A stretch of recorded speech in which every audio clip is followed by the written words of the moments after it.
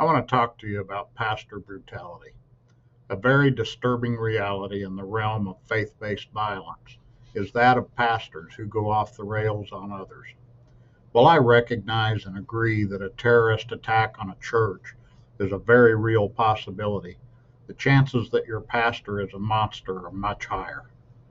The Deadly Force Incident Study looks at the actual data, not assumed fears. There have been far more deadly force attacks from pastors through the years than there has been terrorist attacks. This week, we are seeing a new one unfold.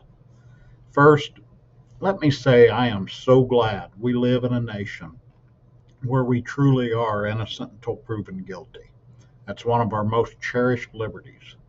I don't pretend to have visited with any law enforcement or others on the ground concerning the following story. I'm only reporting it as breaking news is putting it out. And we already know there will be portions of this attack that may be worse or not as bad as originally portrayed.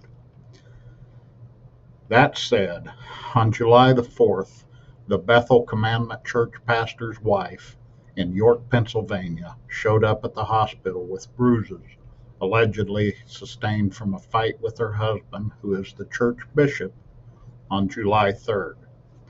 Police went to the hospital parking lot to interview him, and he admitted they had, quote, tussled.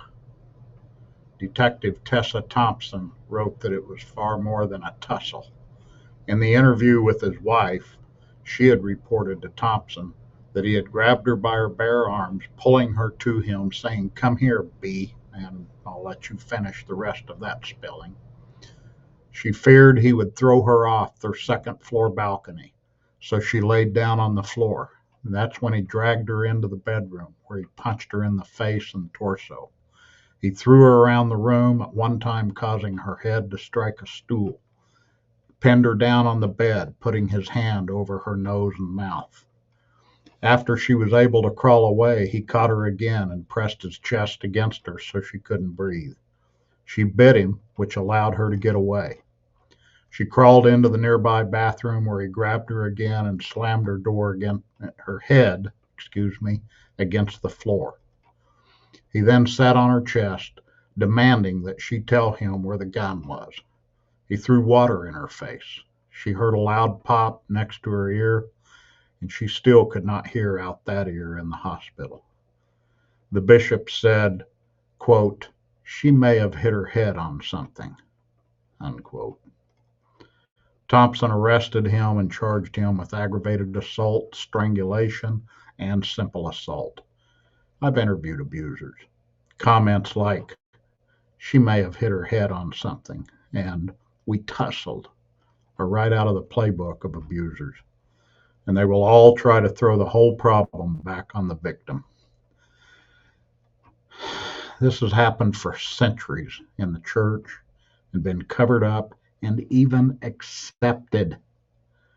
The victim is made to feel like the instigator, so much so that by the time of trial, they often soften their report to try and get the abuser some relief. Churches are more concerned about congregational and public perspective than doing the right thing. Rage of an abuser is a dangerous thing, whether he's a pastor or a drug dealer.